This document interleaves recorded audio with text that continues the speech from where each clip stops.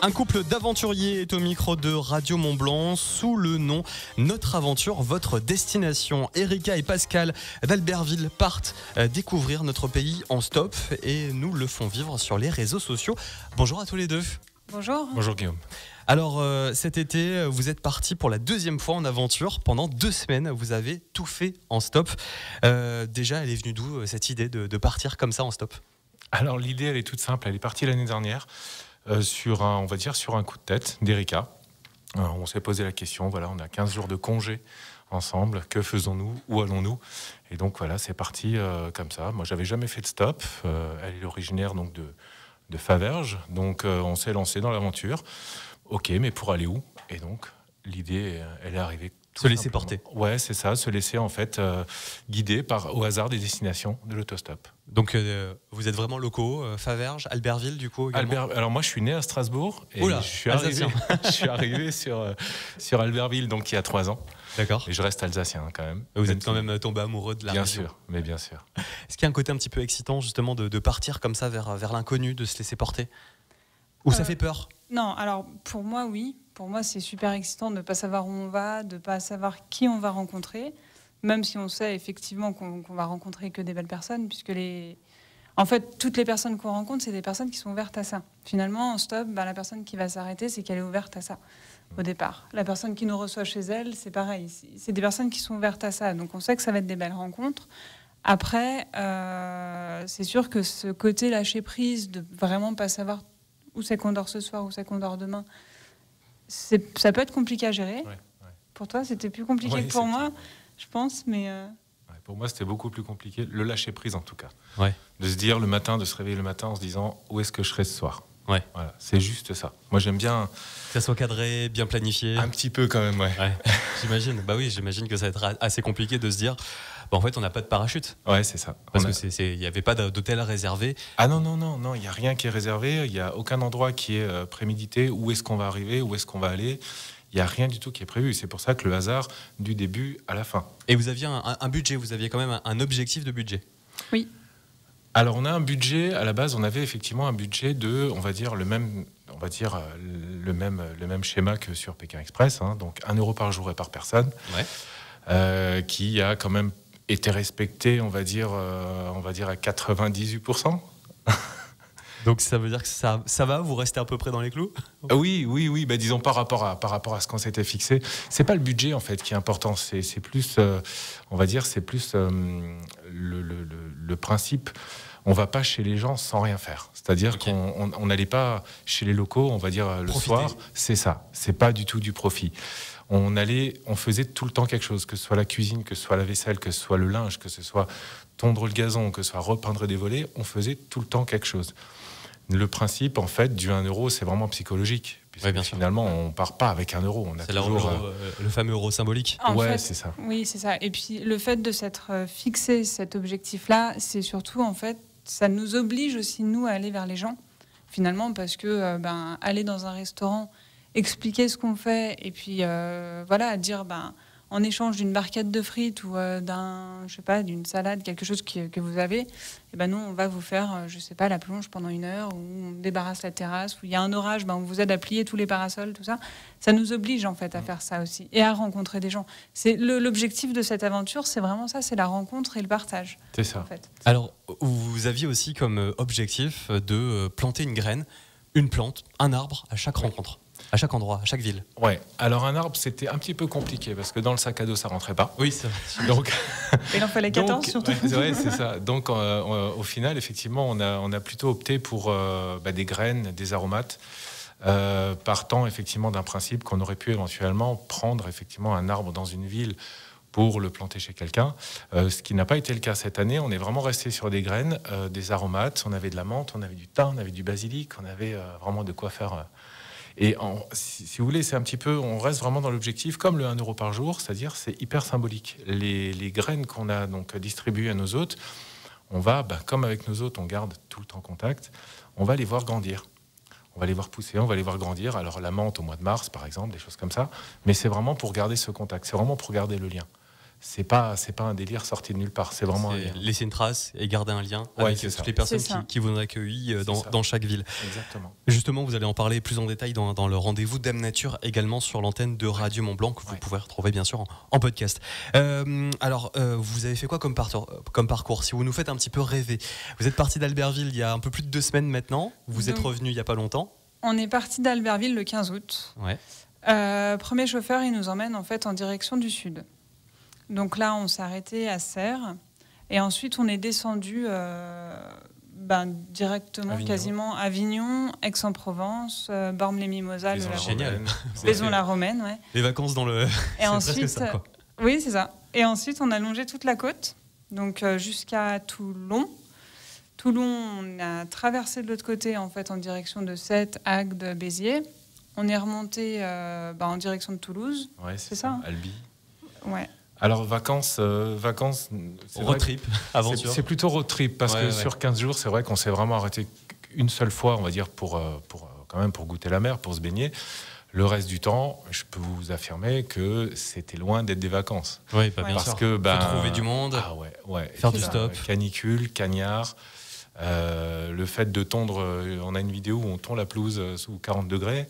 C'est tout sauf des vacances. C'est vraiment une aventure c'est une aventure humaine. C'est une vraie aventure. ça. Ouais. C'est ce que vous recherchiez dans ce road trip. Donc, vous êtes remonté après par Toulouse. Et puis après, Clermont-Ferrand, Lyon, Grenoble. Et puis à partir de Albi, en fait, on a commencé à diriger, parce que c'est vrai qu'on voyageait, on va dire, au hasard des destinations de nos chauffeurs. À partir de Toulouse, on a commencé plus ou moins à diriger, pas forcément les villes, mais disons la direction. Voilà, nord-est. Se dire qu'il faut quand même rentrer c'est ça. et pas partir à l'autre bout de l'Europe. Justement, dans le sac, on prévoit quoi? Parce qu'on ne sait pas où on va. Est-ce que vous aviez des doudounes, vous aviez des maillots de bain, vous aviez quoi? Comme l'année dernière. Donc l'année dernière, on est parti dans le nord, donc on avait quand même une tenue complète, donc gilet, pantalon chacun. Entre guillemets, hiver. Entre guillemets, oui, parce que de toute façon, peu importe où on allait, c'était canicule cette année partout. Oui, hein, donc, c'est vrai. Mais au cas où, on a bien fait d'ailleurs, parce qu'on a quand même pris quelques orages. 5 t-shirts, 5 sous-vêtements, 5 paires de chaussettes, une trousse de secours, un nécessaire de toilette. C'est ça. Et puis après, les chargeurs de téléphone, une batterie solaire. Ouais. Et puis en avant. Wow. Puis, une tente, quand même. On avait quand même une tente avec nous. Et on avait une paire de tongs. Oui. On avait les baskets au pied, mais une paire de tongs. Ça doit faire du bien d'enlever les chaussures à la fin de la journée. Et justement, quand ils vous voient avec votre sac à dos, ils réagissent comment les conducteurs quand vous faites du stop? Ça a été compliqué de trouver une voiture chaque jour? Alors, c'est ce que disait Erika tout à l'heure, c'est que le stop, c'est une façon de dire, est-ce que vous voulez qu'on se rencontre? Concrètement, la personne qui ne veut pas s'arrêter en stop, elle ne s'arrête pas. Ouais. Parce que le stop, ça existe depuis des années. Le stop, c'est vraiment pour ne pas imposer. J'aimerais, est-ce que éventuellement il y aurait possibilité? Voilà, donc derrière, les chauffeurs répondent, oui, j'ai envie de discuter, on prend quelqu'un en stop, c'est pas comme d'autres, on va dire, trajets qui sont payés, ou voilà, c'est à but lucratif. Là, quand on prend quelqu'un en stop, c'est déjà un état d'esprit. C'est déjà qu'on est ouvert d'esprit. Après, oui, il y avait des endroits où c'était beaucoup plus difficile que d'autres, à savoir que, oui, moi je l'assume clairement, le sud, c'est plus difficile en stop que le nord, clairement. La mentalité est différente? Pas forcément la mentalité, c'est peut-être... alors c'est vrai qu'on parle beaucoup des médias, mais ça fait peur. Oui, on ne sait pas sur qui on va tomber. Ouais, aussi. c'est ça. Mais nous aussi. Oui, bien sûr, Oui, dans les deux sens. C'est ça. C'est ça. En fait, nous, on a fait un constat aussi dans le sud par rapport à dans le nord. C'est que dans le sud, on n'a croisé aucun autostoppeur, à part nous. Ouais. Donc, je pense que c'est aussi quelque chose dont ils n'ont pas l'habitude, en fait, dans le sud. C'est leur culture, peut-être, qui est comme ça, je ne sais pas. Mais ce n'est pas une habitude comme chez nous, par exemple, ici en Savoie, Haute-Savoie. Enfin, on voit des autostoppeurs tous les jours au bord de la route. Ah, bien sûr. Là-bas, c'est dans notre culture aussi, c'est ça. Chez nous. C'est ça. Là-bas, en fait, en 15 jours, on n'en a croisé aucun, à part nous. Mais après, oui, on a été très très bien accueillis. C'est juste que c'était plus compliqué que dans le Nord. À trouver. Ouais, c'est ça. Et en termes de logement, pareil, vous n'avez pas eu trop de problèmes à trouver des gens chez qui dormir? Est-ce qu'il y a eu une mauvaise aventure? Alors, en règle générale, non. On n'a pas eu de ce problème. Bon, le premier jour, c'était le 15 août. C'était un peu différent. On arrivait dans une petite ville. On a planté du coup la tente. Ouais. On s'est pris un orage en pleine nuit. Cadeau du début. C'est ça. C'était pour juste bien démarrer et puis se vacciner. On s'est dit on n'aura plus d'orage. Et pas de bol en fait à Carcassonne. Ouais. À Carcassonne, de nouveau un gros orage. Sauf que là on a trouvé personne. Personne du tout. Donc on s'était dit au départ on s'est réfugié dans la gare. parce qu'on est à l'abri. Sauf que les gares, maintenant, elles ferment. Ouais. À 22h, c'était fermé, donc on nous a demandé de sortir. Et là, en fait, on n'avait pas de solution. Il y avait de l'orage, il pleuvait beaucoup. On s'était dit au départ, on va se réfugier sur le parvis d'une église ou quelque part où on puisse être à l'abri. On n'a pas trouvé, donc on a effectivement dormi dans un hall d'immeuble. Enfin, on s'est reposé dans un hall d'immeuble. En fait, il y avait personne dans les rues à partir du moment qu'il pleuvait. Il faut savoir que nous, quand on est arrivé dans une ville, on ne parlait pas directement avec les gens en disant bonjour, est-ce qu'on peut venir chez vous? C'est pas comme ça que ça fonctionne.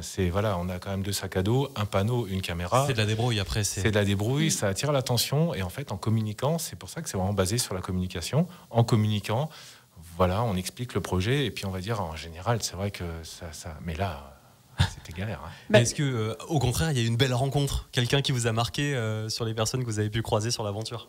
Alors, je peux ou pas? Vas-y, je pense qu'on est d'accord de toute façon. Mais... Alors l'année dernière, je vais juste revenir sur l'année dernière, on a fait, on va dire, la plus belle rencontre. C'était un monsieur de 85 ans. Je peux me permettre de parler de lui parce que je sais très bien que, niveau réseaux sociaux, peut-être, il s'appelait Jackie. Ouais. Il s'appelle toujours, j'espère. Il s'appelle toujours Jackie et il a joué de l'harmonica dans sa voiture. Il était fier de nous montrer. C'était un très très beau souvenir. D'ailleurs, les vidéos qu'on a pu diffuser. Cette année, pour ma part, c'était effectivement que des belles rencontres, mais disons celles qui marquent un petit peu plus. Je ne veux pas créer de jalousie non plus. Non, faut pas fâcher personne. Il s'appelle Steph. Voilà, on l'appelle Steph le marin. Il est sur Bourgoin-Jallieu, non loin d'ici. Et c'est vrai que par rapport à ce qu'on a vécu, on a vécu plein de belles choses. Je pense notamment à Alex et quand on a fait du vélo cargo. Sur Aix-en-Provence. C'était magnifique, très très belle rencontre. En fait, c'était que des belles rencontres, c'était que ça. C'est ça. Et chacun a son histoire. Et nous, on se nourrit de ça. Du coup, j'imagine que vous revenez différent, avec un autre état d'esprit. Oui, mais déjà l'année dernière, en fait. Déjà l'année dernière, ça avait déjà un peu changé. Après, nous, le message qu'on essaie de faire passer aussi à travers tout ça, à travers cette aventure-là, c'est que aujourd'hui, on se rend compte, alors peut-être avec les réseaux, peut-être avec, je sais pas, l'évolution en fait 2024, quoi. Les gens ont peur des gens. Okay. Les gens n'osent plus aller vers les gens naturellement. En fait, on est tous derrière nos écrans. C'est facile derrière un écran. Il y a le Covid qui est passé par là aussi. Il y a le Covid qui est passé par là aussi, peut-être. Mais avant, on allait, je sais pas, dans un bar, les gens ils discutaient entre eux, ils se mettaient, il y a de la place à ma table, venez là. Les gens se parlent plus en fait. Ils osent plus aller vers les autres. Et c'est vraiment ça qui, pour le coup, on essaie de faire passer comme message.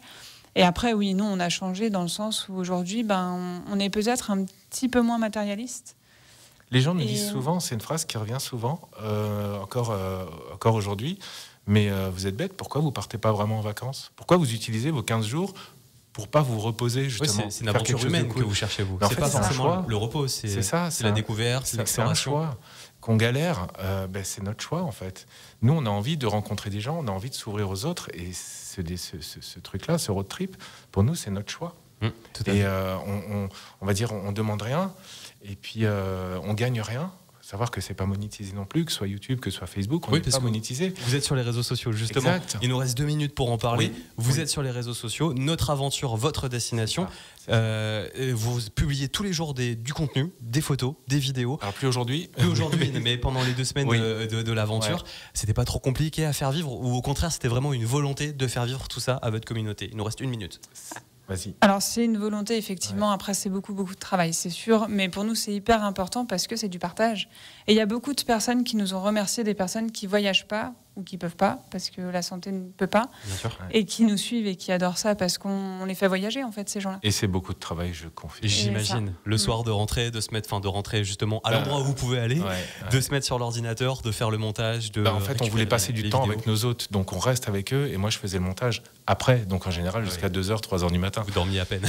Mais voilà, c'est du partage, c'est ce qu'on disait, c'est vraiment la base de notre aventure. Notre aventure, votre destination, allez les retrouver sur les réseaux sociaux. Erika et Pascal, ils sont tous les deux d'Albertville, ils partent en aventure. J'imagine que vous avez aussi des projets pour la suite. Oh oui.